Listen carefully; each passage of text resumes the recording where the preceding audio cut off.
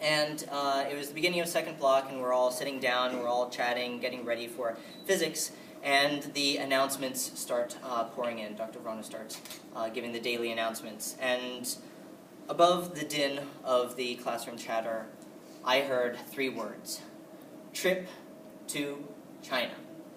All of a sudden, my attention was focused on whatever information was going to be coming out of Dr. Vrano's mouth at that point in time. I am fascinated with not only Chinese culture, but also with the Asian art and the Orient style, or if it's proper to say that anymore, and anything that comes out of the East. I find it very fascinating. I remember reading the book The Arabian Nights when I was a younger boy, and while that is a little bit more Middle Eastern, the whole culture there and the whole ideas that embrace that society have fascinated me for a long time. And so, of course, I went to find out more information about this trip to China and found out about what this project was going to be.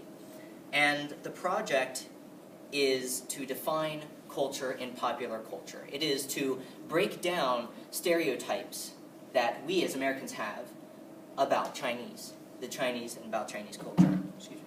And so I thought, oh, well, this will be easy. I don't have a very stereotypical view of Chinese people. After all, my family has hosted Chinese students for the past several years, and I have a pretty well-rounded view of what China is. I couldn't have been more wrong. After the first couple of meetings, we started discussing what our own stereotypes were and how we viewed China, and all of a sudden I recognized Kung Fu Panda is not an accurate description of what China is. Nor is The Karate Kid, and all of those news reports that seem to hound on the very bad things, the bad things that happen in the world, they are, bless you, they are not a good representation of what China is at all.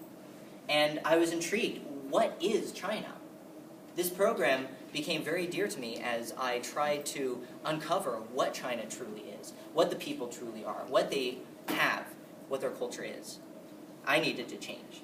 And so we were afforded the opportunity to talk with our counterparts over in China over an app called QQ. It's basically another version of Facebook, I guess you could say. And we chatted with them over that and over a blog that we had, which you can look at all of our posts and entries on there as well. I believe that the link is in your pamphlet that you picked up today. And, we're having very lively discussions. Oh, what school do you go to? How's your class? What kind of food do you eat? Can you send some pictures? And a while ago, one of the Chinese students sent us a picture of a box of Uno cards. And he asked us, do you have this here? Yes, we do. In fact, I remember playing it very often when I was younger, and I loved playing Uno. And so I thought, wait a minute. They have Uno? No way! I love Uno. And so then that started a whole discussion there. And through that, all of a sudden we began to unravel. They watch our movies. They watch The Avengers. They have not seen Groundhog Day, though, which was on their list of movies that they wanted to see. They watch Big Bang Theory, which is a popular modern show. They watch some of our news reports, and they watch all of these different things that we think are, just very American, etc. And I began to realize that, wow, they aren't stuck, quote-unquote, in the traditional kung fu fighting, calligraphic ways that I thought they were, the very traditional China that we might have, and you might have, grown up knowing. And so, through that, I began to understand this is a very modern China that we are dealing with, in a very modern age.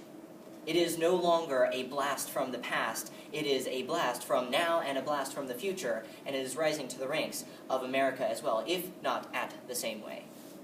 And there is a book from a while ago called The World is Flat, and I remember reading that for one of my classes, Human Geography.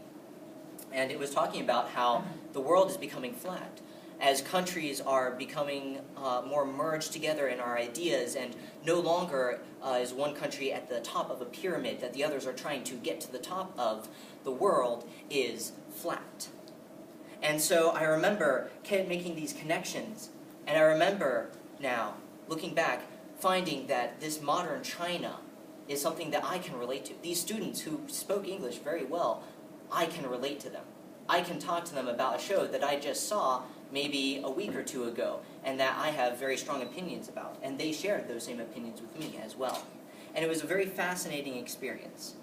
So that is how my perception changed. My perception of stereotypes changed throughout this project, and it is continuing to change as I explore and delve into the Chinese culture even more. Now, that brings up a very interesting question now. How do I combat those stereotypes? Well, the starting point is with this project here.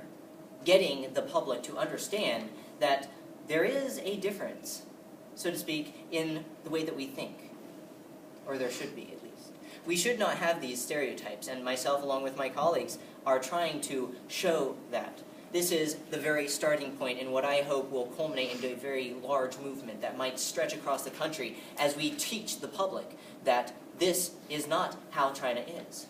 China is not all made up of people who are all extraordinarily smart, or are all extraordinarily terrible drivers, or do not see well, or that have the exact same haircut, or that all look the exact same way. No, these are unique individuals that make up this very unique society that is being integrated in a very modern world.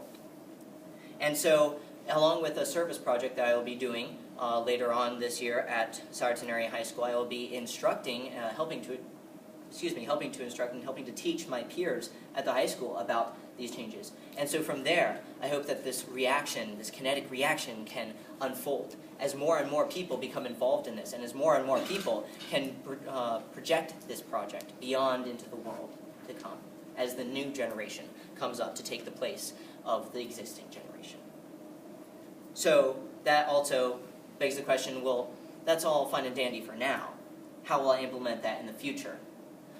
Well, it's very interesting because I am looking to go into either chemistry or physics when I grow older.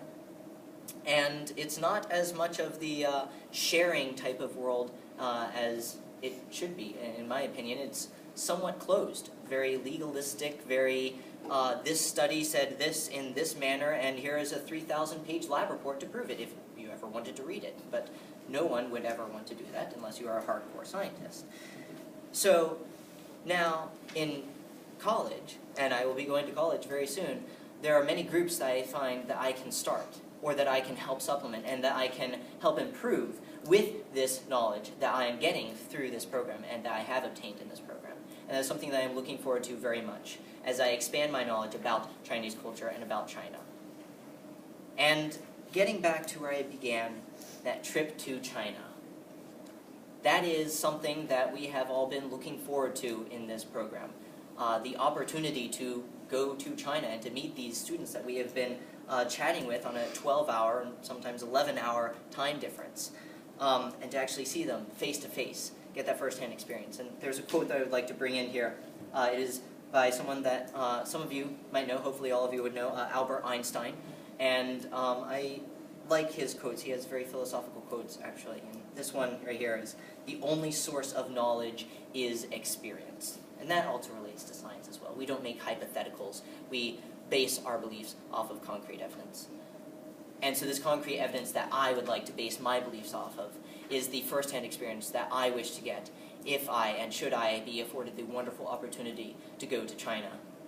And I find that if I can get that experience, then when I come back to the United States and when I am implementing these thoughts and these ideas and breaking down these stereotypes and these barriers between these two cultures, between America and China in college, then I can implement them in a very effective manner. There's also, from a Danish poem, "He who knows the waters best hath waded through them." In order to understand all of this, I am several thousand miles away from where this is happening, and I'm getting a very distant view of this. And it's starting to uncover, but should I get into that culture, should I experience it from the inside out, I could better implement my ideas, and I could better implement what I am learning, and I could further see how these stereotypes are just plain wrong. So that is, in a nutshell, my speech, and my apologies if it was a little boring. I'm not a very interesting person. But in closing, I would like to say thanks. I would like to say thank you to all of you who have come here, taken the time out of a Wednesday evening in the middle of probably a very busy week for most of you, to come here and to take a look at our projects and to listen to speeches like mine. And I would also like to thank Ms. Sands and Mrs. Mandig for their dedication to this program and for all of the effort that they have put into this and for how they have trained us throughout these months of preparation and meeting, and to also the many sponsors who are behind the scenes that I may never know who have influenced this project and provided this wonderful opportunity for us. So I thank you very much for listening to me, and enjoy the rest of the speeches.